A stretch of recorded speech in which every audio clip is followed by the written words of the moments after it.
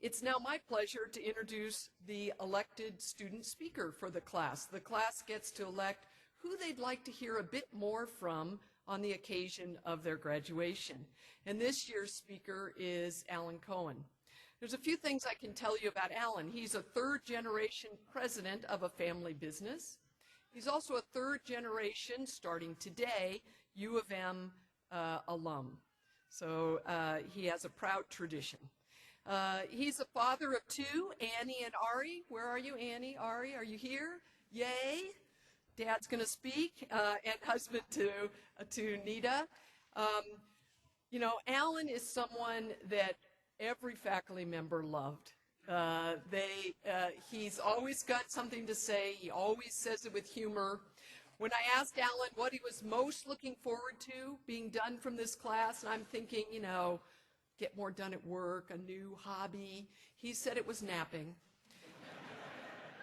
And when I asked Allan, you know, desperate for something personal to say about him, I said, okay, why do you think you were elected class speaker? And he said, because I'm tallest. So please welcome Allan Cohen.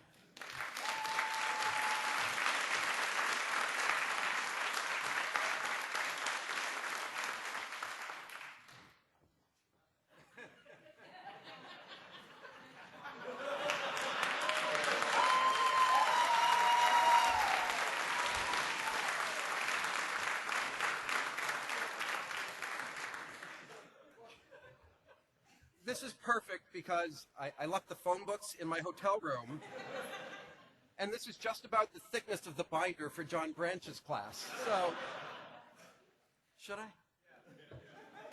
Thank you.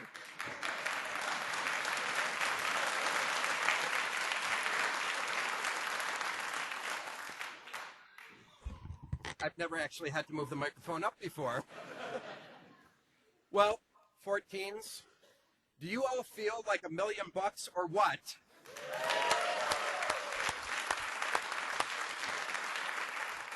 Dean Dolan, Associate Dean Anderson, Professors Ashford, Kinnear, Branch, and Clemstein, cherished staff, honored guests, and my esteemed classmates. I ask you to consider the comments that follow as my thank you note to all of you. To our families, who allowed us this important but incredibly self-indulgent moment in our lives. To our coworkers who picked up any slack during this period of our great distraction. To the superb faculty who nourished our need to learn and allowed us to reveal our very best along the way. To the extraordinary administration here at the Ross School of Business, who knew how much we had on our plates and made sure that we did not have to think about any of the small stuff. And most of all, to the talented, resourceful, and generous members of this cohort, EMBA14, I say thank you. It is with great humility that I stand before you today. While I am grateful beyond words for the opportunity to deliver this address, I have a confession to make. The truth is that this speech was actually written by 36 incredible people, and that it took 20 months to write. Ours is a story of accomplishment, of capability, of fortitude, and of savage creativity and wit. My friends, not only have we summited mental Everest, but we have done so in grand style, and now is the time to celebrate that, which is truly a remarkable accomplishment. 20 months. How can 20 months possibly have passed? Simultaneously, a flash in the pan, and some of the most grueling months of life. Some of you probably will not remember this, but when I began this program, I was actually 6 feet tall, had a full head of hair, and the build of an Olympic swimmer. Make no mistake about it, this program is tough, and it's tough on you. I think all the way back to the beginning, and to the special manner in which I was welcomed here. My overriding presumption when I walked into the classroom on that first day was that every single person in it was certain to be smarter than I was. At the very first break, in that very first class, on that very first day, my new teammate, seated in front of me, stood up and proceeded to knock over the full pitcher of water that was on my desk, ensuring that nothing was missed. I looked at the mess, thought about it for a moment, and figured, this must be what business school is like. Little did I know. Since then, we have learned so many things. We learned that contact lenses for chickens is probably not a great idea. We learned the location of the Kinkos closest to home for those exam days when our fax machines and scanners just didn't want to cooperate. We learned that one must eat every 70 minutes while engaged in the pursuit of higher education. We learned not to be the last one into Tom Kinnear's class, even if you are on time. We learned that when the instructor is expecting the presentation to be given in PowerPoint, he probably isn't all that interested in being thrown a curveball. We learned that a person can actually be pregnant for 20 months.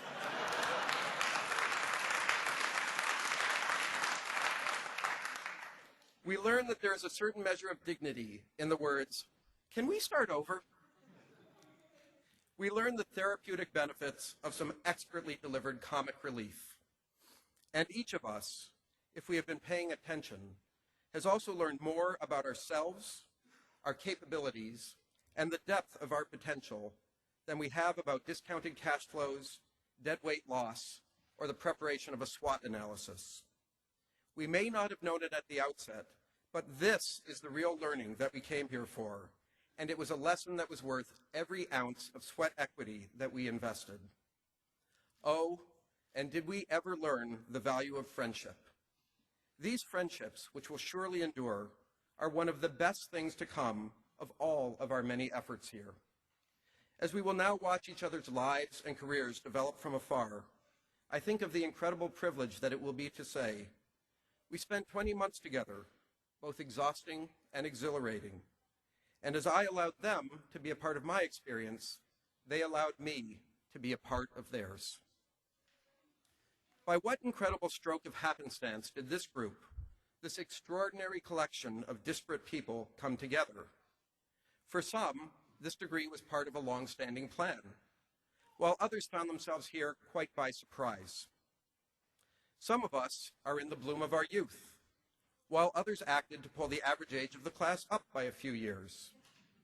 Some have been here for many generations, and some are new to this country. In fact, in this graduating class are students from many distant places: the Ukraine, Ghana, the Philippines, India, France, the United Kingdom, Canada, and that most exotic, misunderstood, and mysterious of foreign places. Yes, ladies and gentlemen, we even have a Youper amongst our ranks.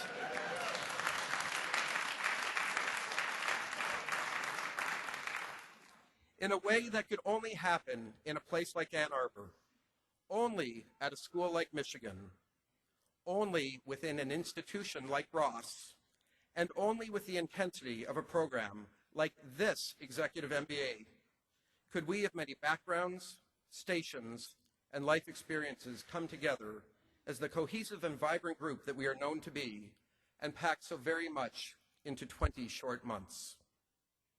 About 4 weeks ago, when we were last in residency, we had a professional development session that was typical of the manner in which we have been spoiled by our time here at Ross. A musical conductor and a quintet were brought in just for us to demonstrate perspectives on leadership. We witnessed 5 unique instruments and musicians, each with its own sound, but each incredibly more powerful as a member of a highly functioning group. A wonderful metaphor for what I believe went on within our cohort. 36 ambitious and dynamic people came together and in short order truly became one. The music that has flowed forth from our orchestra furnished some of the sweetest sound for which one could have hoped, and has enriched us so very far beyond academics alone. It is difficult to consider that this orchestra will now disband, that our regular trips to the symphony hall that has been Ross are at an end, and that the music that was made here will be in the hands of groups yet to come. What wonderful memories, though, we will have of our time on this stage and of the incredible harmony that flowed from our collective play. Allow me now to offer some very specific thanks. As academic director of this program, it falls to Sue Ashford to ensure that we have the best faculty available. And Sue, you most certainly deliver. The faculty members, too numerous to name here, all seem to have one unifying trait: a deep interest in our success with their material. We are so grateful for the gifts of these amazing instructors, and also for the manner in which you solicited our feedback and acted on it in a quest to visit continual improvement on this great program. Thank you, Sue.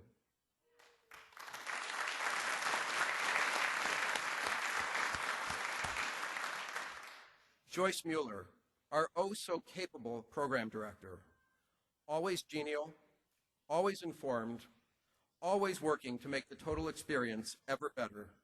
Thank you, Joyce, for your unending contributions to our time here.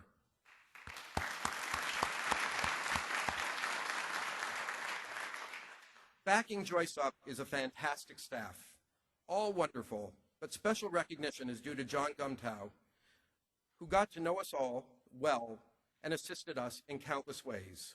Our sincere thanks go to John and to each and every member of this dream team.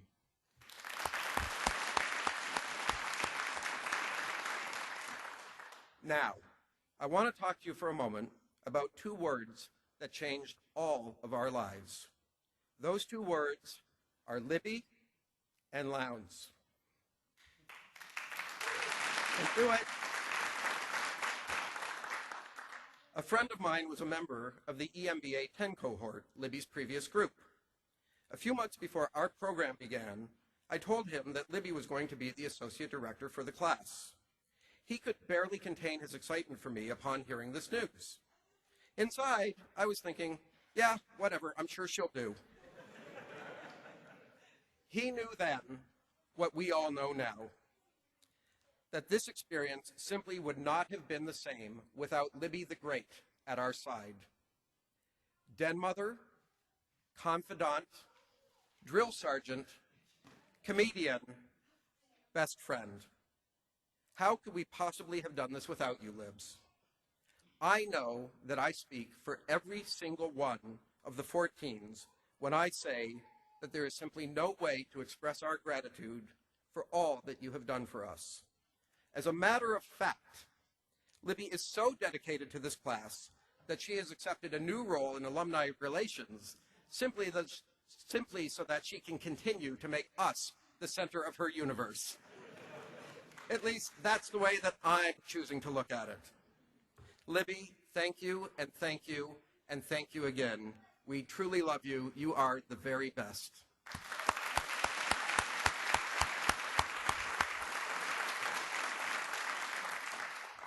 Lastly, to our families, please know how very grateful we are for the manner in which you supported our efforts, and that we were being more dishonest with ourselves than we were being with you when we told you that we thought we'd be done in time for dinner. Ari, I expect that I will not be the first one to fall asleep while putting you to bed any longer. Annie, I plan on being at more than one of your hockey games next season. Nita, how about a date? I hear there's some hot new movie coming out called Avatar. I'll buy the tickets if you buy the popcorn.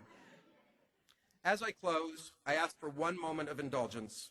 It just wouldn't be me if I didn't throw the following word in: Byzantine. There was no good place for it anywhere else in the speech, but I just had to say it. I am immensely grateful to have shared this experience with you. My congratulations go to you all. Now, go forth and continue to do great things. And of course, go blue.